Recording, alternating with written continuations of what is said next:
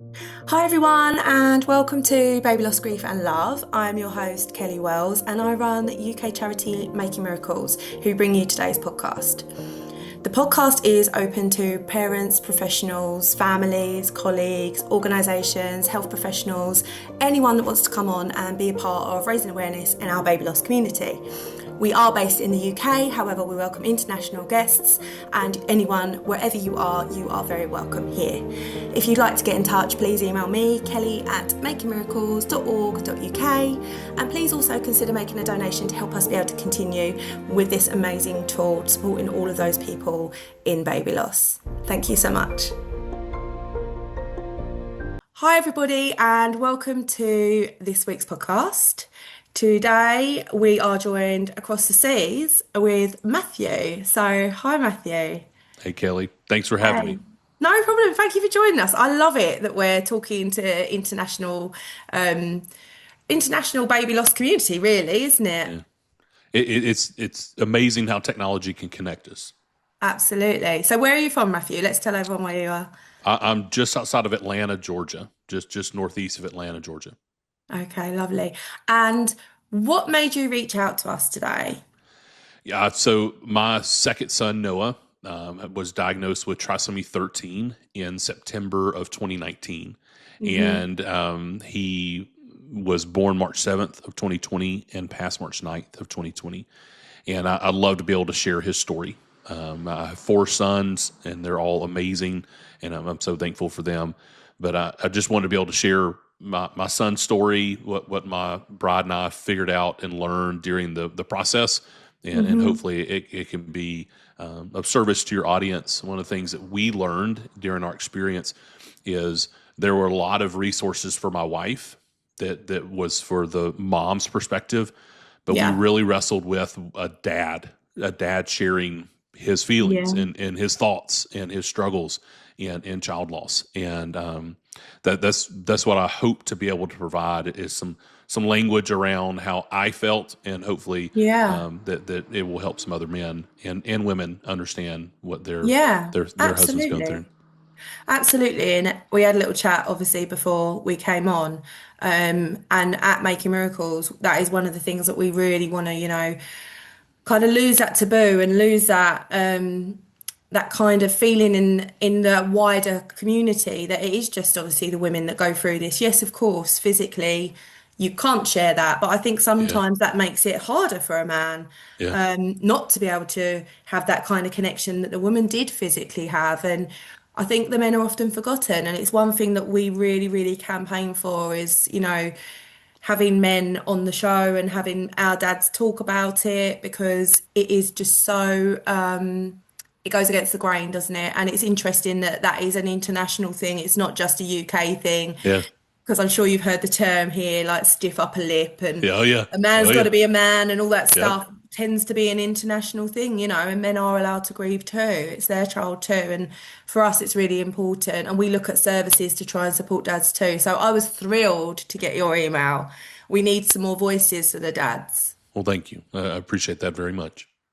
So do you want to start with what happened? What led you, obviously, to finding out about the genetic condition your son had? Yeah, so kind of the full story. Matthew Efird, I'm unapologetically a follower of Jesus Christ. My wife and I were high school sweethearts. We've been married now for several years. I say that 12 years. We've been together almost 16 years, and we got married as soon as I graduated college. And Hmm. we very quickly on wanted to start having a family. It took us a couple of years to get pregnant with our oldest son, Walker, and as we were continuing to look to grow our family, we got pregnant again in 2019, and we went to our second ultrasound appointment. We were real excited. We were taking our oldest son, Walker. He was about 18 months at the time. Taking him, he wanted to meet his baby brother or baby sister. We didn't know at the time, and we're very excited as a young family. And Yeah. went to our ultrasound. The ultrasound technician was doing all the measurements and measured the part of the back of the neck. And there's a big medical term, and I don't remember it, but there was a thickness there that his it was too thick. the measurement was. And so she asked us if we were going to get genetic testing, and we said, yeah, we're going to. It's not going to change our decision what we do with this child, because just personally we believe that life happens at conception, but we wanted to know, to be equipped as best we could to help serve our child. Yeah. Go into the consult room. Our son at the time, Walker, was jumping around and playing, and we didn't really notice. Our doctor walked in the room. She had this kind of grim look on her face, and she said, Matthew and Hannah, there's some abnormalities on your ultrasound. And Kelly, I didn't have a clue what that meant. That word still kind of rings around in my head, right? And at the time, we had a lot of friends. We're young couple, a lot of young couple friends that we had through college, through just our friend group, all having kids at the same time. We had never heard of a genetic disorder. We had heard of Down syndrome, but we had never heard of one that would not support life outside the womb. That was a total, that was way out in left field.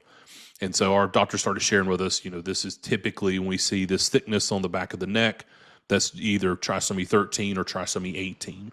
Yeah. Both of those, if they make it to term, rarely support life outside the womb for any length of time. And so she encouraged us, like, hey, don't go home and get on Dr. Google. Like, wait until we get your test results back, which I don't do well. I don't wait well. So I immediately went home and started Googling, and I wish I would have waited because it didn't help at all. But about 10 days later, 10 days later, we heard back from the genetic testing, and he had trisomy 13. And so there are ways that diagnosis, it can be a partial, so it can affect some of the chromosomes, or it can be a complete where it affects all of the chromosomes. And so the 26 chromosomes, he had an extra 13th chromosome. So that's why tri for 3, trisomy 13. And we Does that have a name, Matthew, that one? Because I know 18's Edwards, isn't it? Yeah, it's Patau syndrome. Patel, I believe is how you pronounce it, Patel syndrome. Mm-hmm. And so we started meeting with a specialist that this is kind of all that he does, is high-risk pregnancy. And we started asking, like, hey, can we drain our savings account? Can we borrow money? Can we go to friends and family and raise money and, like, get these things fixed? Because at the time, we started seeing, like, he was having issues with his kidneys. They were not developing correctly. He had a large hole in his heart. It was not developing correctly. He had a large hole in the back of his brain. It was not developing correctly.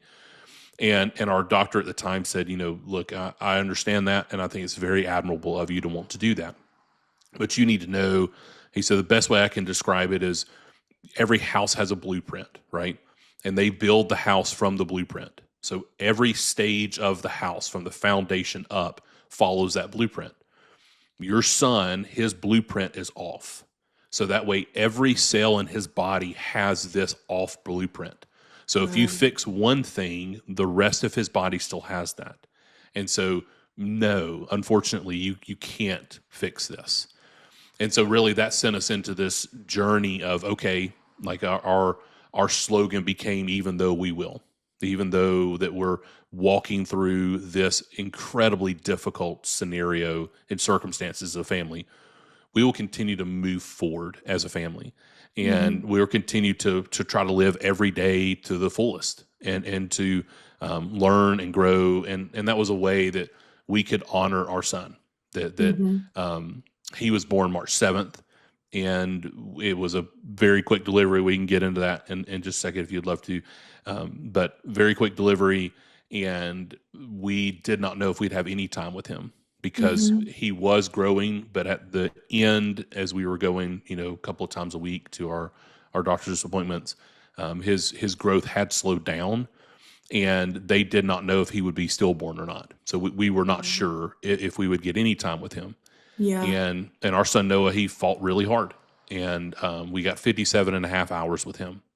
And so we are deeply, deeply thankful for those hours that he fought hard. And what we've learned is on this side of his life, I believe he's in eternity with the Lord. And on this side of the time that we got with him, we have an opportunity to honor him, that he fought hard And so now what are we as a family going to do because he's a part of our family? And how do Hmm. we as parents and his siblings and his friends, how do we honor him? Sure. What gestation was he when he was born, Matthew? Yeah, so he was 36 weeks. So We were, more or yeah, less almost yeah, term. almost term. Yeah. So So we that were was a really, long time for you to go through, kind yeah. So of we had living with that. we had 6 months. So we kind of call it anticipatory grief, right? Yeah, We for 6 months grieved his diagnosis. And sure. so we were in this really odd place. So we went through the holidays, we went through his older brother's birthday, Yeah, we navigated a lot that fall, winter, spring of he's still here, yeah, but everything's pointing to he won't be here for long.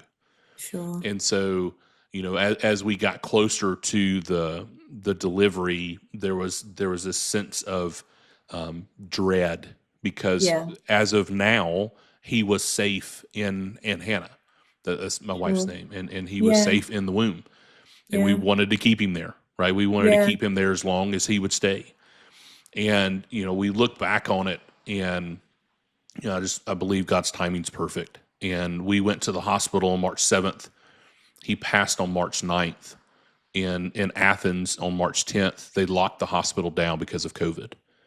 And so, Wow. if anybody remembers that time in March of Yeah, 2020, and here in the States, right, like hospitals were shutting down in terms yeah, of no visitors, yeah. and like only moms were going in, dads weren't coming in. So it was an opportunity for us because he was born early, because he Sure. did come early. We had this amazing opportunity to introduce him to his family and to our friends. And it was a really bittersweet time of saying, like, Yeah, hey, here's this son that we love and we want to introduce you to him. And if he would have been born a week later, that would not have happened. That yeah. his delivery, his birth, all of that would have been in complete isolation. And so it's difficult in the moment to see some of those things, right? But Mm. perspective is gained over time, Oh, and sure, we yeah. had this, Hindsight yeah, is something, isn't it? yeah, And you can look back and you can kind of see those little moments that could have gone a different way and just think, wow, okay, that was kind of precious. yeah. That was a gift. And I know you've mentioned a few times, obviously you are a believer, you are a Christian, you do believe that. Do you believe your faith helped in this process? Yeah, it's a fantastic question. I personally do. I would never force that on anyone. We have an Hmm. opportunity to talk with folks that are believers that believe different Yeah. faiths, or that have no faith whatsoever, that are completely against God. And I respect all of that. I may Hmm. personally disagree with that, but I would never Yeah. force my beliefs onto someone else. When I look at my faith, I write in the book, I write about the foundational arc, and it was the thing that held our family together. It truly Sure. was that our belief was, and I had the opportunity to grow up in church and grow up around faith, and from an early age learn truths about God and our Christian faith. Hmm. And what I learned was, well, one of the things that I've learned to say is you don't prepare for the storm in the storm, right? You don't prepare to go into a difficult season in the season. So one of the Mm. things that I love personally, I'm not one, and I'm not nearly as committed and dedicated, but the Navy SEALs, right? The Navy SEALs in the States, they are men and women that work very, very, very hard to provide support and protection for our country. And one of Hmm. the things that they talk about, they're elite members in the military. And one of the Sure. things that they talk about is that you don't rise in a battle, in a fight, when you get hit in the face, right? At war, you don't rise to the level of the occasion. You default to your highest level of training. And so I've kind of taken that mantra to say, like, my family and I had been training and preparing ourselves in our faith to walk through a storm. We had no I clue this storm was understand. coming, but Yeah, but I it it understand what you mean. it gave us a foundation of this is what we believe, And one of the things that I learned to say is because even though my circumstances has changed, God's character has not. Yeah, no, I totally get that.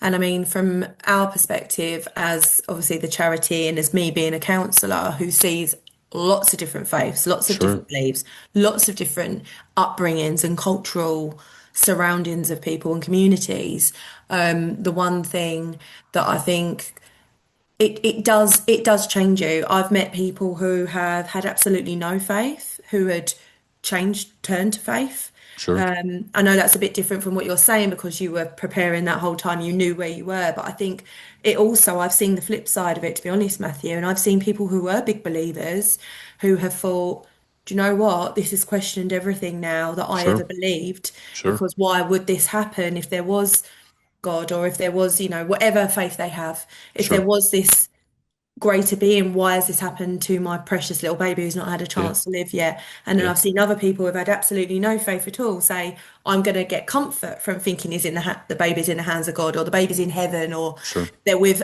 a member of mine, like a family member, like one of my parents who may have passed away already, that they're going to be with them. So there's such a vast range of like how people can handle this kind of trauma. Sure. And I think they go one way or the other, you Yeah, I know. think that's an excellent point, Kelly. And one of the things that we've learned is everybody's story is unique, right? It sounds flippant to say, but it's not, right? Everybody's experience is super unique, Hmm. and in their season, it may be the hardest thing they've ever gone through, Yeah. and that's okay.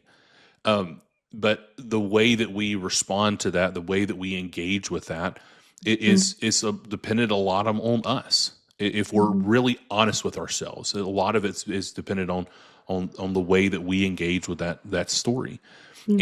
and everybody's story is unique. One of the things that I write about in the book is I felt really burdened that our community around us, our friends, our family, our church community, all the people that were surrounding us at work, at home, didn't really know how to interact with us. Sure. And that's okay. But one of the things that I felt burdened to was to share from our perspective. This is just my story. Hmm. Here's things that I wish my community would have known, right? I had a friend of mine, an older friend, that when we announced that our son was sick in September of 2019, he reached out to me and said, "Hey, Matthew, I know exactly what you're going through. My wife and I think we had a miscarriage last month. And if you ever want to be mad and talk on the phone, let me know." A couple of things that kind of set aside that conversation. First off, that friend genuinely cared about me, and I know that. Hmm. But he did a couple of things wrong in that instance. Number one, he told me he knew exactly how I felt, which he didn't. Yeah. He's not ever lived in my shoes. Yeah. He may know somewhat of what I'm feeling, but he doesn't know exactly what I'm feeling. Sure. And number two, he told me how to feel. Right? He told me that if I wanted to be angry, that I could call him. And so one of the things that we learned was we're not going to tell people we know exactly what they're going through.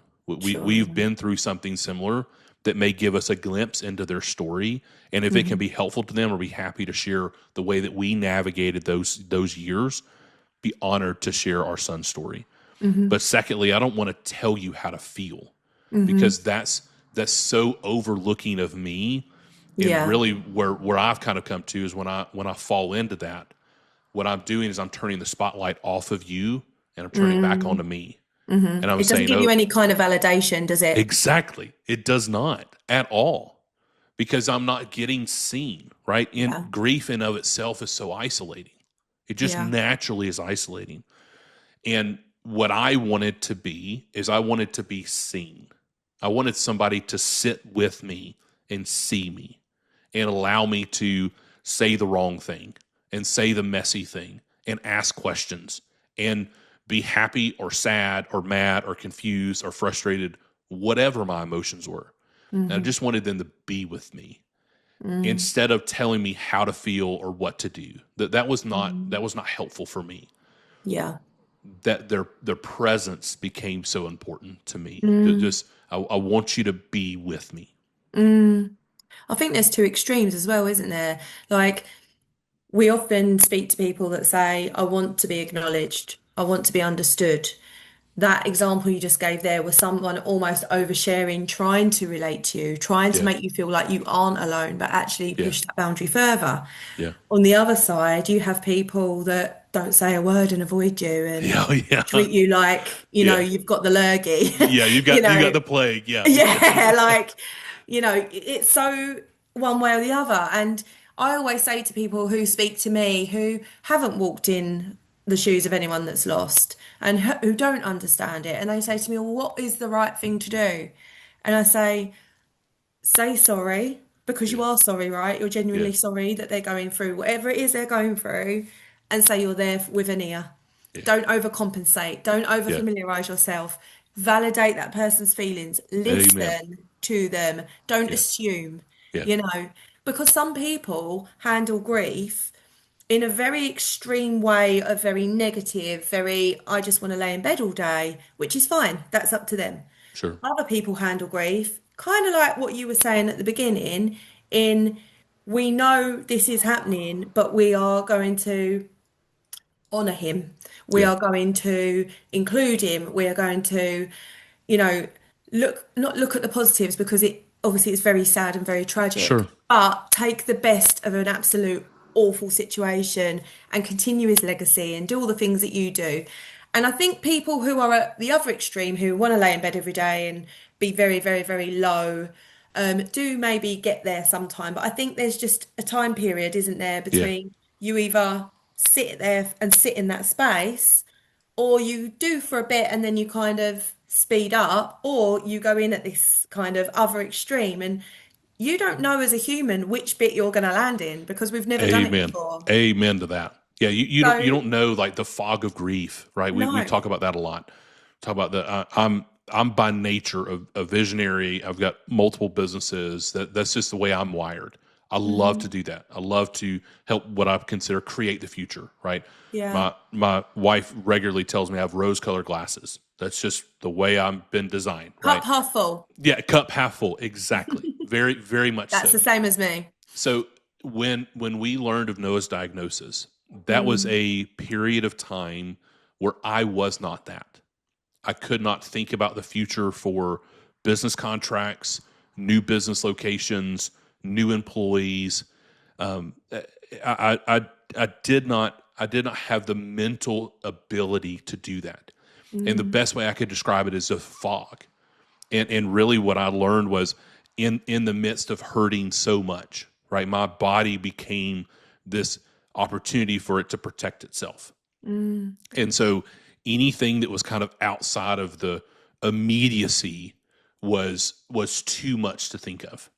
And Sure. so, Kelly, what we found, one of the things I write about is like a couple of things that our community did really, really well, that they really loved us well. Hmm. They come by and cut the grass. Like they would just come by and do laundry.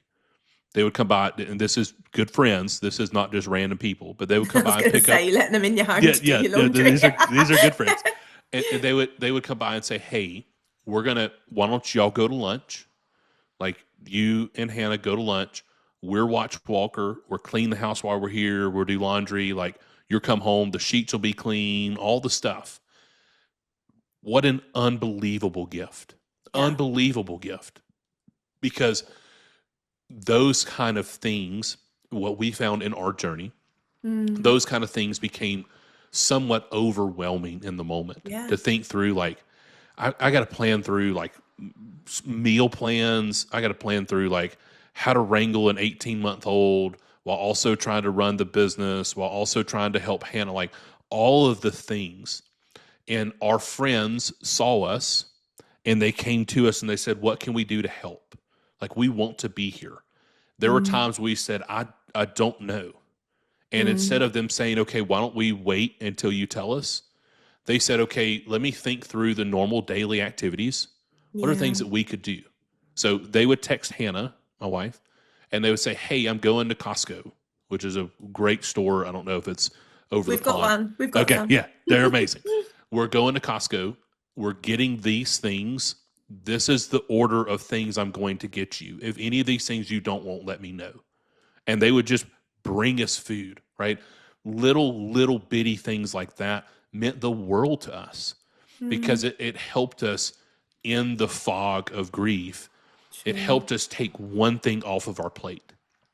Because, Kelly, there were days that I didn't want to get out of bed. 1,000% did not want to get out of bed. And so we learned as people of faith, like we learned to pray for grace for the day, right? We learned to help me with today. I cannot think about the future. I cannot think about, I don't get the chance to teach my son how to drive a truck. I just don't get to. I don't get the chance to teach my son how to throw a football or catch a baseball. I don't get to teach my son all the things, right? But what I can do is I can try to be present today in this very moment. So we would learn, God, give me grace for the day. And when that felt like it was too much, it was help me get to lunch, right? Yeah. And then when that was too much, it's like, okay, help me get to breakfast. And then really there were days it's like, help me get my feet on the floor, right? I need to get my feet turned from the bed to the floor, and I need to go get in the shower. And that's all the win is for today, because that's all the energy I have for today. And if something else comes up, then great. But that's probably about all I'm going to get to today. And that's okay. Giving ourselves that kind of freedom and flexibility, right? I've learned to nap, right? And that sounds silly, but it was one of those things that I needed. I needed to be able to say no, and I don't do that well. But I had to say no to a lot of things in my life during that season. And I had to take a lot of naps. And really those two things just gave me this freedom of like, my body needs this. I'm going to try to be sensitive and aware of what my body's needing. It feels very weird, but I'm going to take it for, okay, this is how I was designed. I'm walking through this process. This is kind of what my body needs right now. I'm going to do that. And it's crazy, isn't it? Because like you say, you don't say that normally. You say normally, before this happened, I didn't ever do that. It's out of character for me, right? And again, so many other feelings can come up that you've never had that's not normal in your character, like negative feelings. And if you're a positive person and you have got, anger or even hatred running through you, or jealousy or envy, and the things that we don't like as humans to admit to, and we don't like to feel those things. If they're not part of our natural fiber, going into a space or an experience that then brings those kind of negative emotions or experiences out of you is really tough, because you're kind of in this kind of battle with yourself, aren't you? Because you're like, I know this isn't me, but I just need to do what I need to do. So how does that affect you after, now you've had time? Because as we say, time, it's not a healer. It helps. Time helps us. How do you feel about doing those things now? Do you still carry some of those characteristics you learn in that season, as you refer to it? Or have you gone back to how you were before? Do you feel like a changed person? Fantastic question. Yeah. So there's a lot there, or try to be concise. I'd say to everyone that asks, I have a Noah-sized hole in my heart. Yeah. And I am forever changed because of my son, Noah. I'm changed from all of my boys. I have 4 boys. But my son Noah dramatically changed me as a dad, as a husband, as a business owner, as a speaker, podcaster, author, all the things, right? And you talk about time, right? What I like to say is like it's like broken glass, right? The jagged edges of broken glass is that Noah-sized hole in my heart. And the longer that I go and I sit with it, and I sit in those emotions, and I talk about them, I write about them, I think about them, the edges of that glass smooths out, and it doesn't cut me as much now. But there was a time during Noah's pregnancy, right after he was born and passed, like I could not go to that place. And it was extremely painful to go there. Like even just the glimpse of it was a deep cut, lots of tears, lots of overwhelming emotion.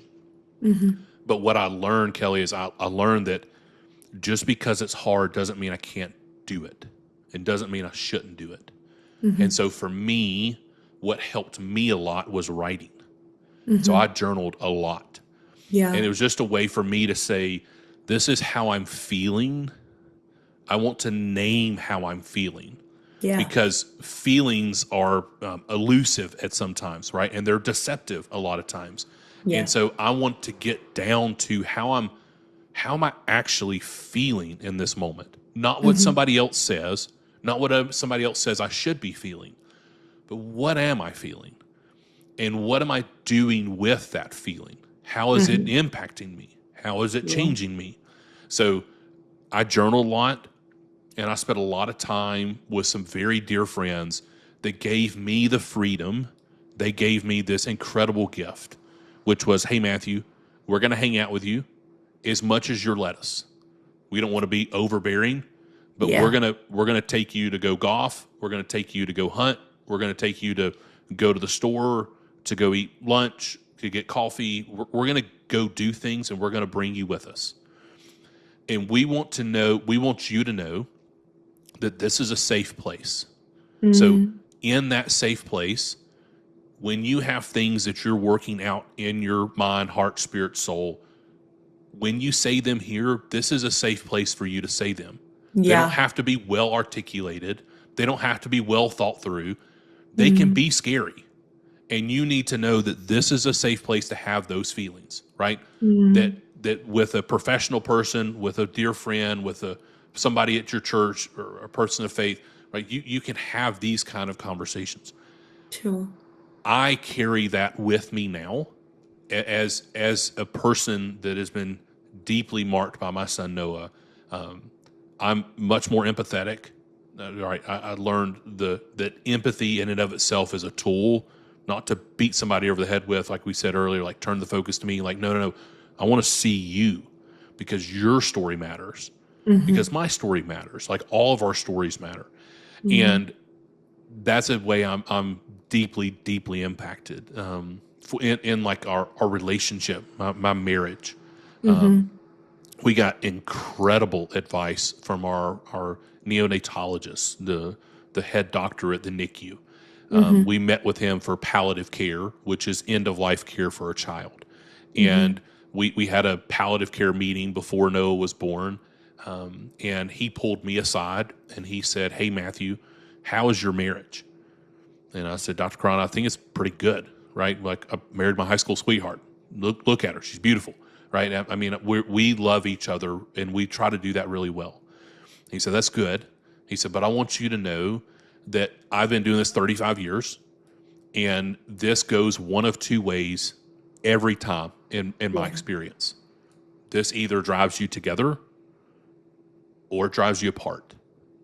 And I just need to know, I need you to know that on this side of Noah coming, right? Yeah. Like, this is going to be a big deal in your relationship."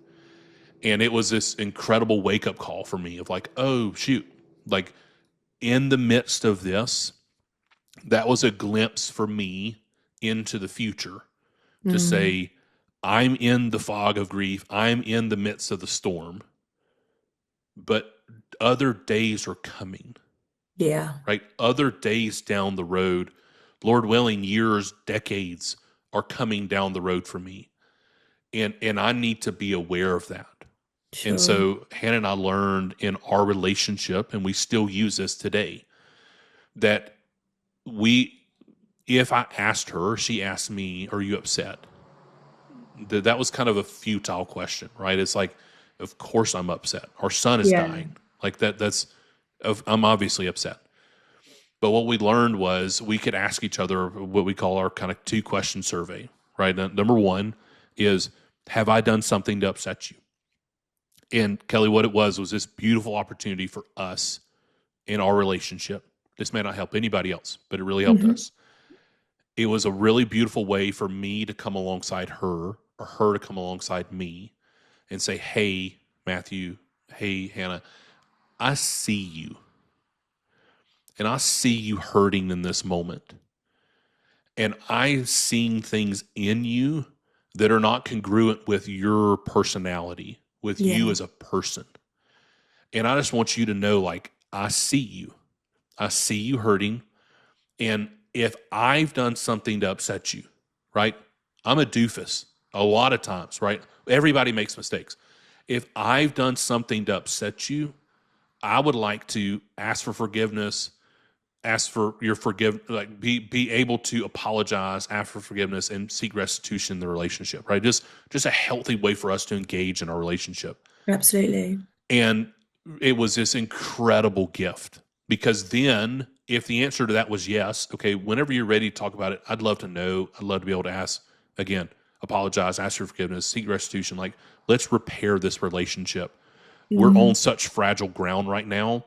Let me be really sensitive to how you're feeling and how I'm interacting with you. Mm-hmm.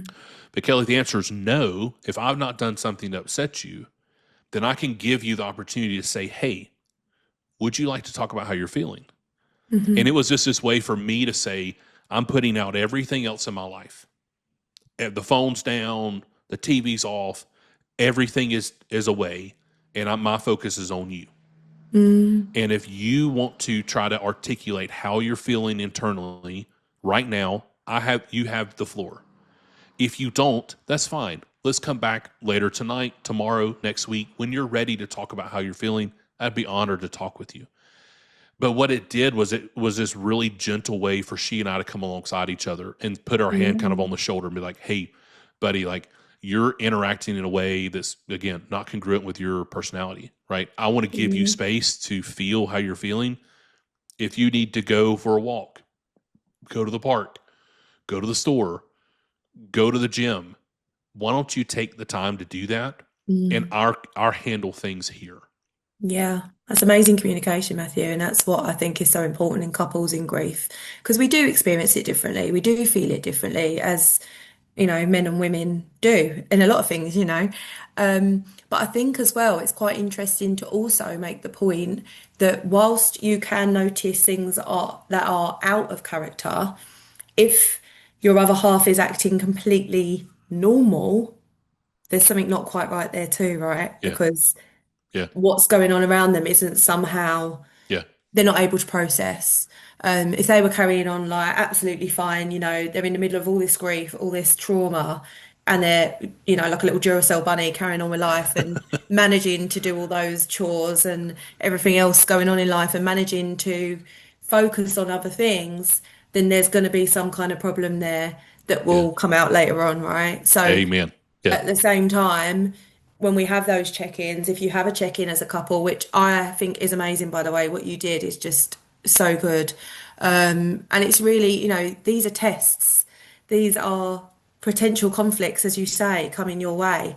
These are things that we will look back in years to come and go, why didn't you ask me that? There's resentment there that could Sure. actually grow and loom. And Sure. be more. It can be made more as well. When we're going through something like that, we're ultra sensitive, we're ultra defensive. There's going to be little spats and little, we're not always going to get along, and it's fine because we can acknowledge that and go, it's okay because look at what we're going through. Yeah. But if someone goes completely the other way, it's almost like, oh, we need to kind of talk about this. Yeah. One thing I We was going still to need to ask. process how we're feeling. Yeah. So I'm Yes, sorry. Go ahead. yes, because you just bury it and it comes out later on. Yeah. The one thing I was going to ask you, because the impression that we get here in England of the Americans is that you love a bit of therapy. Did you guys have therapy? Yeah. It's a great question. So we had, yes, well, we went to couples therapy and then we both Perfect. went to individually went and sat with professionals.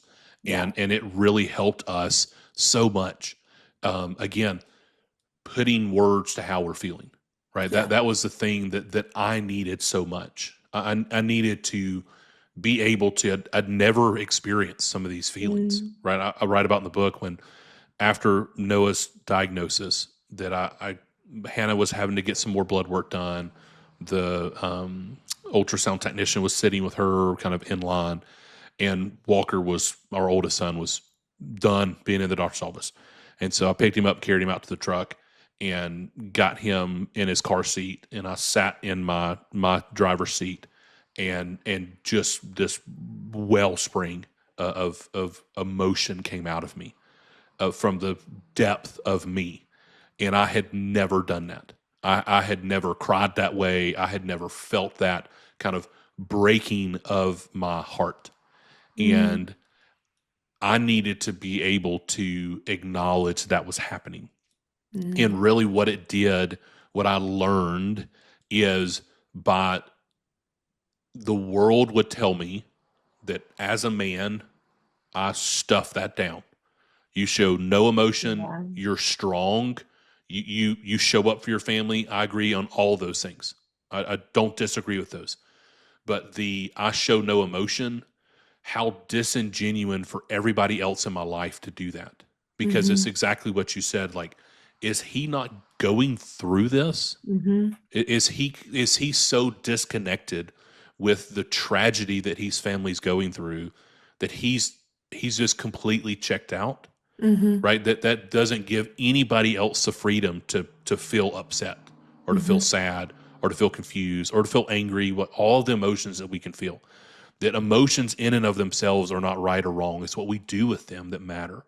And Mm-hmm. so I just had this overwhelming sense of I have to be aware of how I'm feeling. I need to be present because I want to continue to show up for my family. Mm-hmm. I want to continue to, in my home lead and lead well, in my organizations lead well, and to be able to do that, I've got to in this season, I've got to learn about me a lot, and there are things I didn't like that I learned, and there are some Yeah. things that I loved that I learned, but I had to spend time with myself, Yeah. and we do not do that well.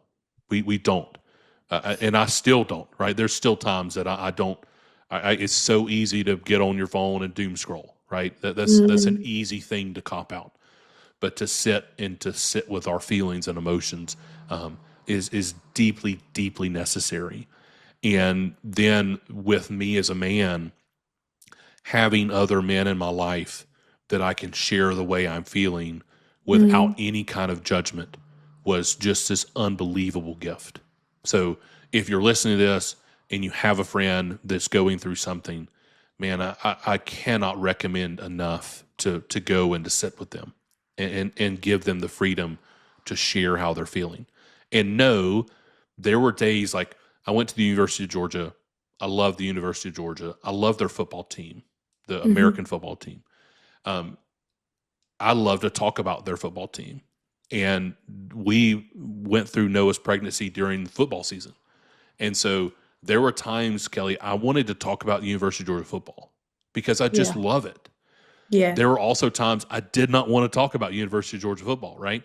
But it Yeah. gave me the freedom to say, like, in this moment today, this is what I like to talk about. Yeah. And even in this moment, this is what I want to talk about. And that's a big thing, isn't it? That fear of judgment, because I think sometimes we feel like we're going to be judged, but we're actually, it's our own judgments on ourselves, right? And Yeah. doing something like that, talking about the football in a time when you are going through such a tragic, experience, some people would feel guilt with that because Yeah. they'd think, I shouldn't be thinking about the football. I should be only doing this or I should only be doing that. And we get so consumed by what we think we should be doing, it kind of overtakes everything. And then we get left with this guilt, which is a horrible feeling to have on Yeah. top of grief and everything else you've got going on for you. But as humans, we kind of beat ourselves up, right? Yeah. And what do you do with that? Have you ever felt like that? Have you ever thought, I can't go and do that, I can't laugh, I can't smile because it's not how a grieving person should act, or why should I get to do that when my son doesn't? I Yeah. get a lot of questions like that in the therapy room, Oh, and I'm yeah. interested to see what you think. Yeah. So several ideas around that for our experience. Mm. One of them, I had a dear friend, dear mentor, reach out to me during Noah's pregnancy, and he was reaching out, checking on me, and he Mm. said, "Can I share something with you that you may not want to hear right now?" And I said, "Sure." And he said, "Matthew, it's okay when you have a good day." And Kelly, I just wept. I absolutely wept on the phone. And I said, I don't know what you mean. My son is dying. Like, how can Yeah. I ever have a good day? And he said, I hear you. I just want you to know it's okay when you have a good day. And a few months later, I had a really good day. And it was just this incredible gift that this man gave me, because the guilt was not there in that moment. Because Yeah. I heard those words being said back over me. I was like, oh, this is what he was meaning. Almost giving you permission. It was permission. It was permission Yeah. for me to say, like, there, this is such a huge, heavy weighted thing. This will forever change our lives, but our lives continue to march forward. Sure. And them marching forward is not dishonoring of the life that is no longer marching forward. In my opinion, it's actually honoring to them that we continue to march forward and continue to learn and lead and love in our life. So that was really big for me. The other thing that I'll say is, like, Hannah and I, while we experience similar stories, while we navigated Noah's life together, our grief journeys were different. Yeah. And I really had to learn to be okay with that. Yeah. That I really wrestled with the, I'm feeling this and she's not, or she's feeling this and I'm not. Yeah. I really, really wrestled with that for a while. And then I realized, oh no, we're unique people. And God uniquely designed us, and our stories are unique. Even though we've been together for a long time now. We've been together at the time almost 10 years. And, we were best friends in high school, right? We'd known each other for a very long time. We had the opportunity to grow up together. And with that experience, we were still unique people. And our grief journey was unique. And our grief journey continues to be unique. The way that she and I go through different seasons, we've given each other this incredible freedom, we believe, to still have a bad day. That it's okay to be sad. Yeah. And there are days where moments of the day, that it used to be, for me, it used to be every day was sadness. Every day. And then it became every few days was sadness. And then it became kind of every other day was sadness.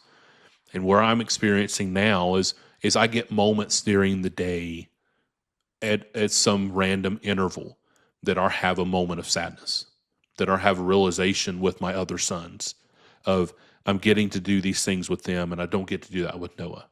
And I sit and I feel that emotion, and I feel that, and I normally talk to somebody about it. This is kind of how I'm feeling. But those moments of feeling, like Noah passed almost 6.5 years ago now, right? Like the average person would look at that and would say, shouldn't you be better?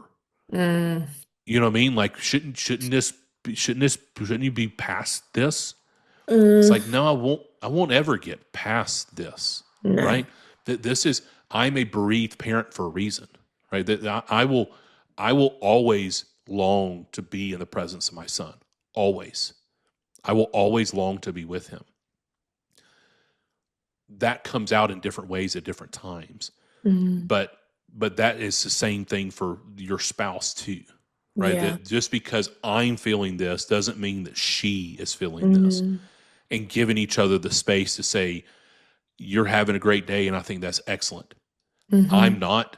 So why don't we have a little bit of space in this moment, right? Why don't you go and spend some time with friends, and I'm just going to kind of hang out. I'm going to go to the office. I'm going to go to the gym. I'm having a hard day, and that's okay. And I want to show up for you in your hard day.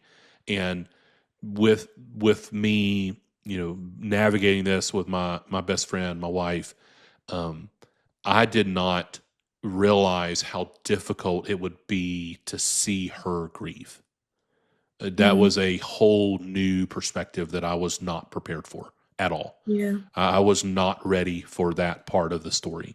And just to try to encourage anybody else, any other families that are going through grief, right?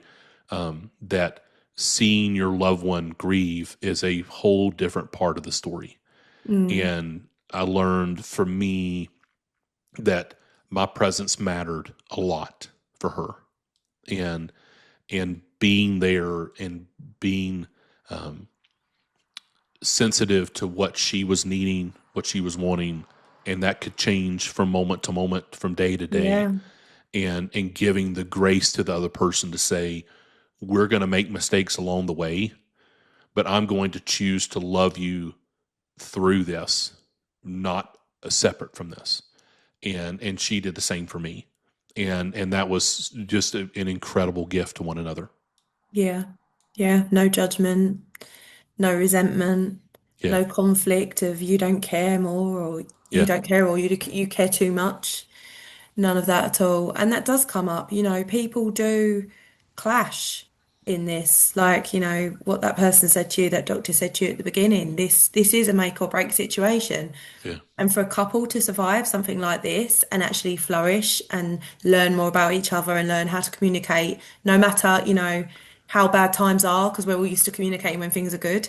But actually, when things are really, really bad, to get through that is just such a testament to your relationship and the connection. And it's just amazing because so many people don't get to do that or don't realize what they need to do in it to make sure that you make it to the other end. Yeah.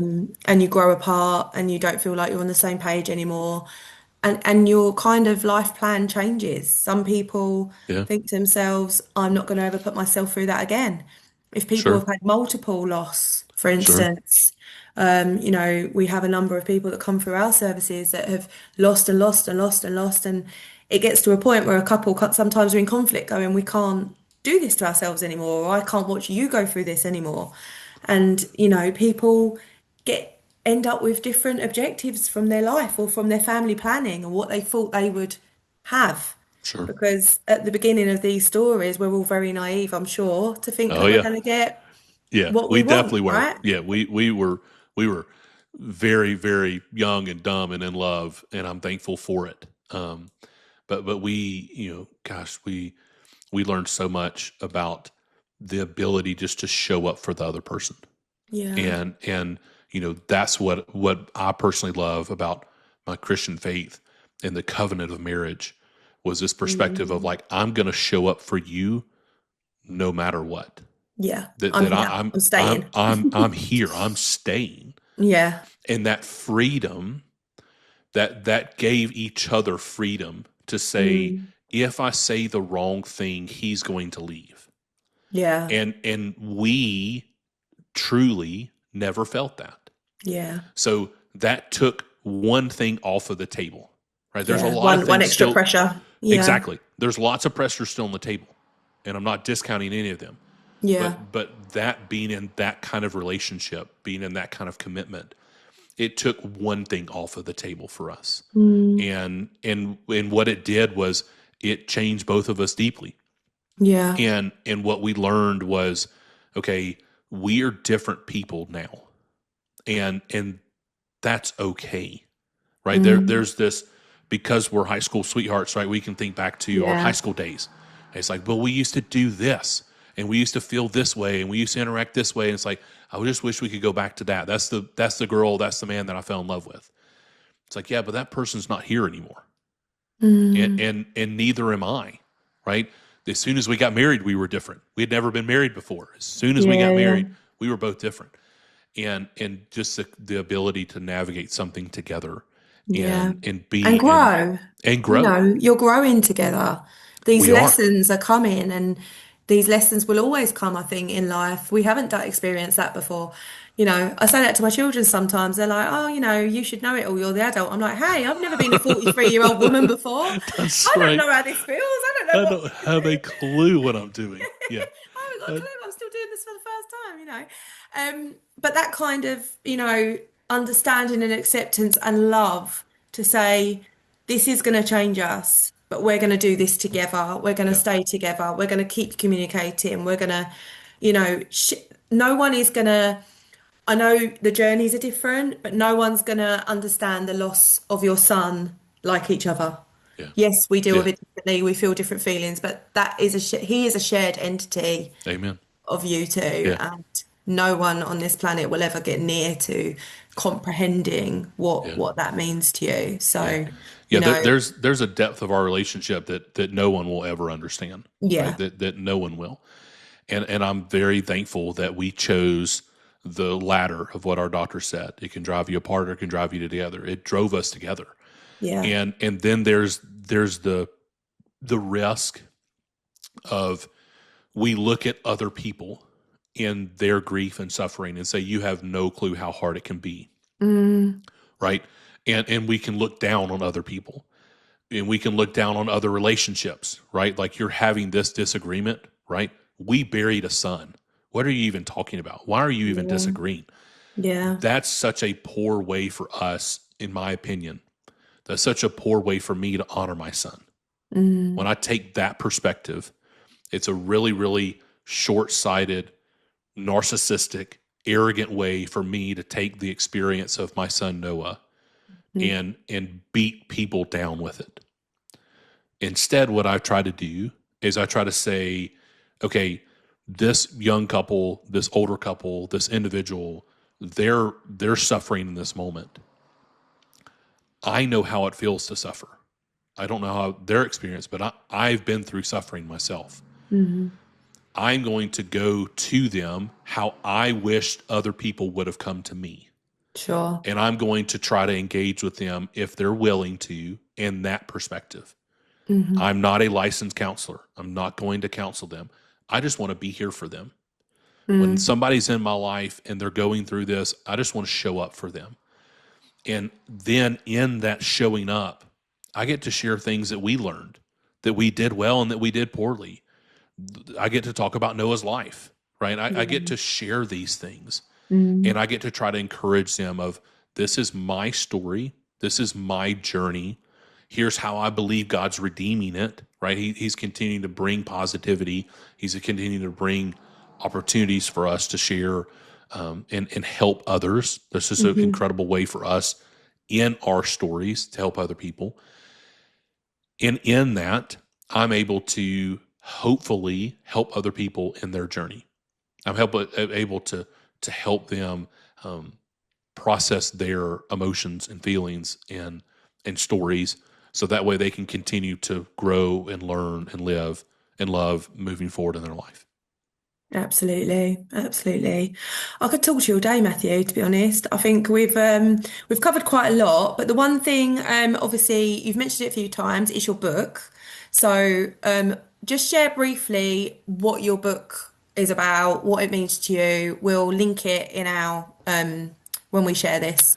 We can Yeah. link the book, and also obviously your podcast. We will link your podcast too. So if anyone wants to catch up with you or touch base with you, Sure. they can do that. If they want to have a look at your book, they can go ahead and do that. So tell me just quickly what all that is about. Sure. Well, Kelly, thank you very much for having me. I appreciate you letting me share our story and our son's story. So even though we Absolutely. will, here's the book. If you're watching online, you can see that it's even though we will, finding rest in the waves of child loss and the practical arts that carry us through.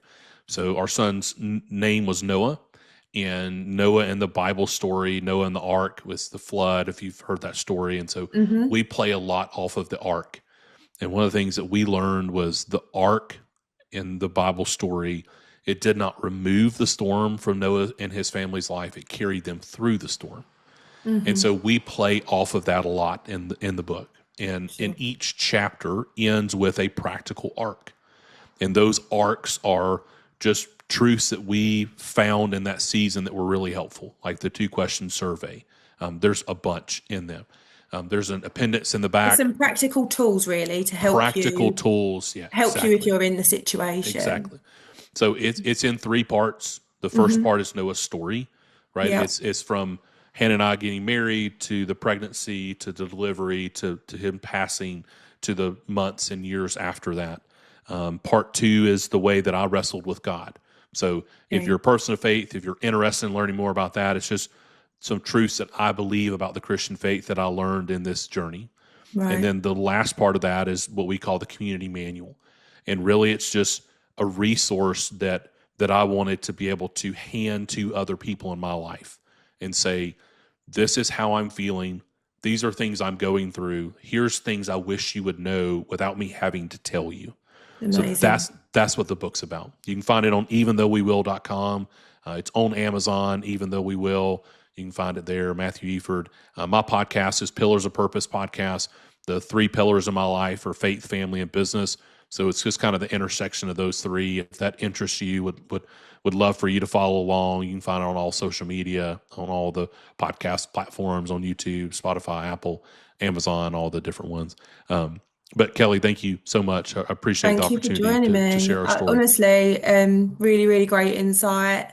It's lovely, as I say, to hear from a dad. It's lovely to hear how you've obviously got through this and what a legacy for him with all that you do to support the baby loss community. So thank you so much on behalf of all of those people listening and those people that you're gonna, I'm sure, help with your story and your tools and your way of thinking because it is refreshing to hear. Well, thank you, So Kelly. I thank you appreciate so that very much. much.